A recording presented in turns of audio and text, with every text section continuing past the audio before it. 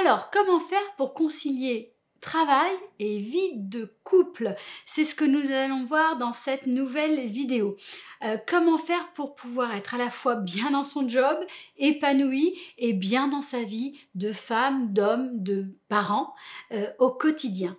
C'est la question à laquelle on va répondre dans cette nouvelle vidéo. Bonjour, je suis Myriam Bidot, je suis coach et thérapeute de couple depuis 2009. Cette question elle est fondamentale parce qu'aujourd'hui on vit dans une époque qui est particulière au sens où l'époque moderne, c'est simplement l'époque la plus occupée, la plus stressante depuis la nuit des temps. Alors avant, on avait des préoccupations de survie. Aujourd'hui, dans nos sociétés occidentales, on a principalement des préoccupations de bien-être. Mais la réalité, c'est tout de même qu'il y a énormément de pression dans notre quotidien par rapport à la place du travail et il est parfaitement légitime de s'interroger sur comment concilier les deux pour pouvoir trouver des clés et s'épanouir bien dans sa vie de famille, dans sa vie de couple. Dans cette vidéo, je vous en parle. Je vais vous donner déjà quelques questions à vous poser pour pouvoir y répondre. Alors, la première clé, c'est avoir vraiment conscience et comprendre réellement ce que signifie le fait de prioriser sa vie de couple et son partenaire avant toute chose. Alors ça, c'est une clé qui peut probablement vous surprendre, mais en réalité, pour qu'un couple fonctionne, pour qu'un couple garde sa souplesse, son dynamisme, on a besoin de le prioriser. C'est-à-dire que je dois te prioriser toi et mon couple en tant que partenaire, en tant que valeur numéro 1, et tu dois faire la même chose vis-à-vis de moi.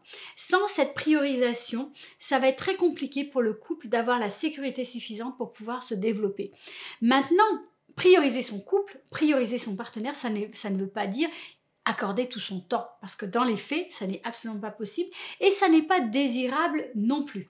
La question de la priorité, c'est beaucoup plus le fait du choix, c'est-à-dire d'une intention qu'on va porter et d'une attention qu'on va porter vis-à-vis du couple et vis-à-vis du partenaire.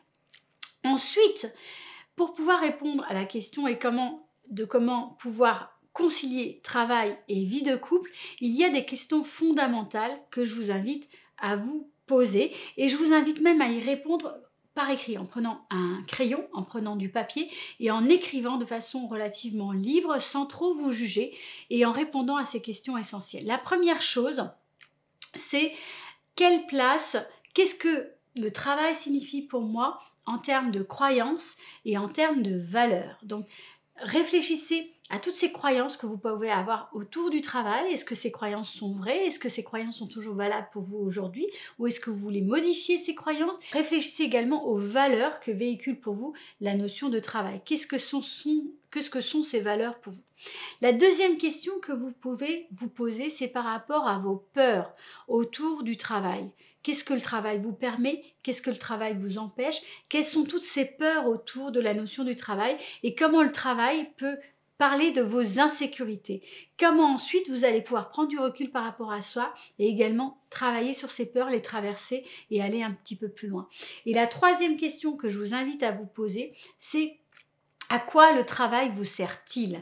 Quelle place il a dans votre vie? Quelle place il a dans votre couple? Quelle place il a dans votre famille? Et est-ce que ça répond véritablement à vos priorités de vie? Est-ce qu'il y a une cohérence? Est-ce qu'il y a quelque chose qui est aligné pour vous ou pas? Si vous notez des discordances, c'est bien à vous de regarder comment vous allez faire pour les dépasser et pour créer plus d'alignement pour vous.